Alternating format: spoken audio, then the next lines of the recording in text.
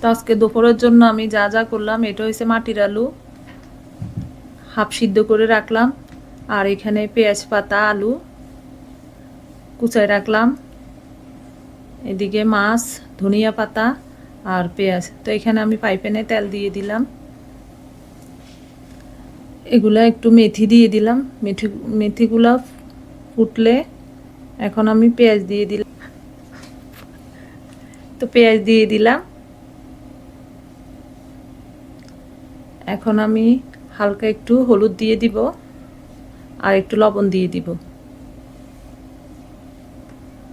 ভাজির মধ্যে আমরা বাটা মশলা দিই না, এই যে একটু লবণ দিয়ে দিলাম।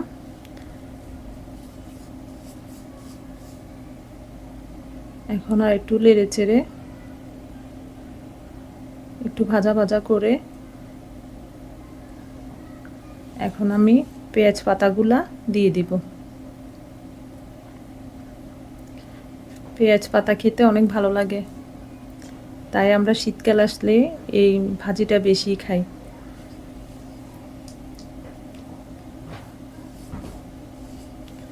তো আমি এই চুলার মধ্যে কড়াইয়া বসিয়ে দিলাম, তেল দিয়ে দিলাম, এখন মাছগুলা ভাজি করব।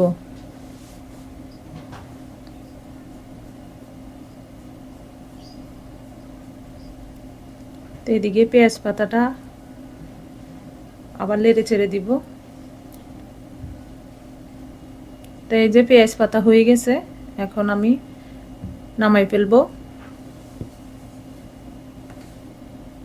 এই যে কাঁচামরিচ দিয়ে দিলাম, ভাজা শেষ।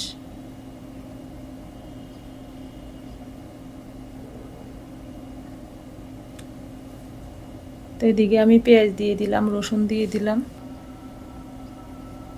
পেঁয়াজটাকে একটু ভেজে নিলাম।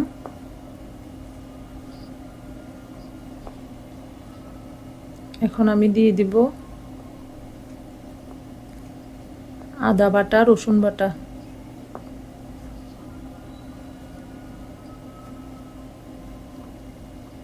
এই যে হলুদের গুঁড়া মরিচের গুঁড়া সব দিয়ে দিলাম।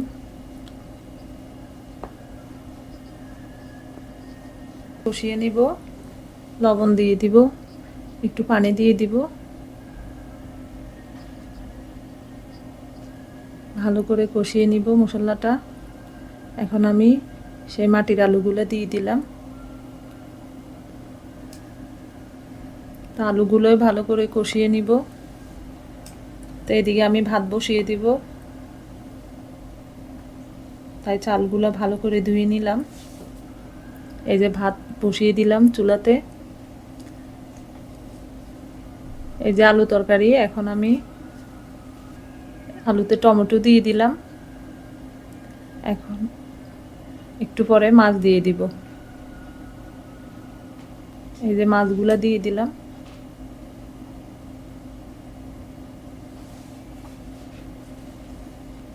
এদিকে ভাত হয়ে গেছে,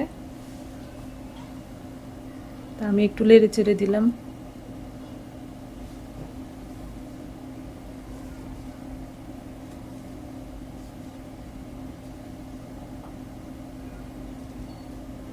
তো আলু রান্না শেষ, এখন আমি কাঁচামরিচ দিয়ে দিব।